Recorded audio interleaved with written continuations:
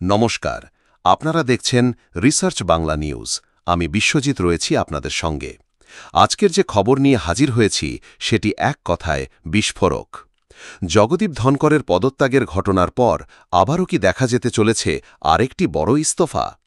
নির্বাচন কমিশনার জ্ঞানেশ কুমার গুপ্তাকে ঘিরে দিল্লির রাজনৈতিক অঙ্গনে তৈরি হয়েছে তীব্র জল্পনা। ভোট চুরির অভিযোগ, ইমপিচমেন্ট প্রস্তাব আর মোদি-শাহ জুটির চরম অস্বস্তি সব মিলিয়ে এই মুহূর্তে জাতীয় রাজনীতির কেন্দ্রবিন্দুতে দাঁড়িয়ে আছেন জ্ঞানেশ কুমার গুপ্তা। 17ই অগাস্ট এক প্রেস কনফারেন্সে হাজির হন নির্বাচন কমিশনার জ্ঞানেশ কুমার গুপ্তা। তিনি দাবি করেন কমিশন নিরপেক্ষ, কিন্তু তার বক্তব্যই মোদি সরকারকে ফেলেছে বেকায়দায়। বিরোধীদের অভিযোগ, এই বক্তব্যে তিনি একরকম প্রমাণ করে দিলেন যে বিজেপি ভোট চুরির সঙ্গে যুক্ত ছিল।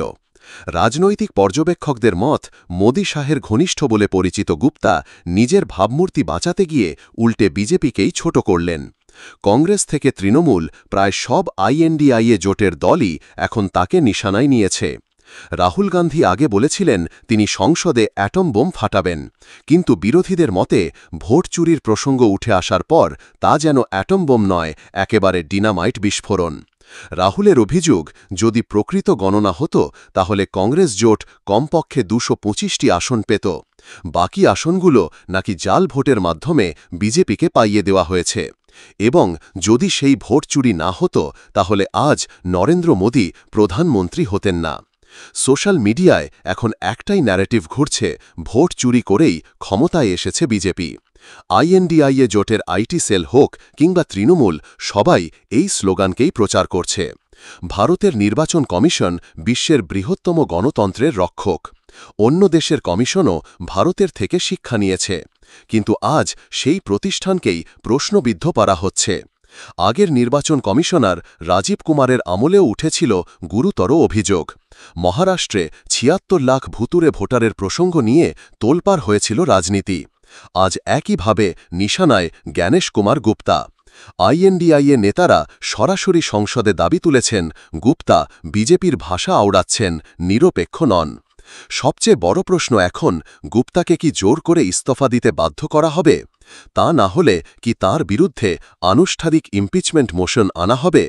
সূত্রের খবর, যেমন একসময় এলাহাবাদ হাইকোর্টের বিচারপতি যশবন্ত ভার্মার বিরুদ্ধে ইমপিচমেন্ট প্রস্তাবের কথা উঠেছিল, তেমনি এখন গুপ্তার বিরুদ্ধেও সংসদে সেই পদক্ষেপ হতে পারে।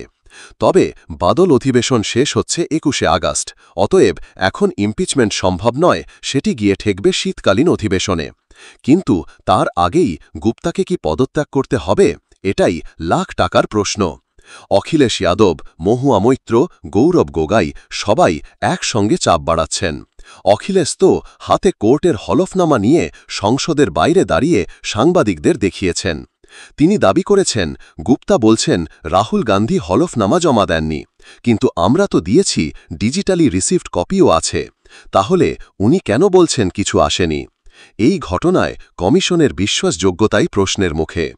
মোদি ও শাহ এই মুহূর্তে দ্বিগুণ চাপে।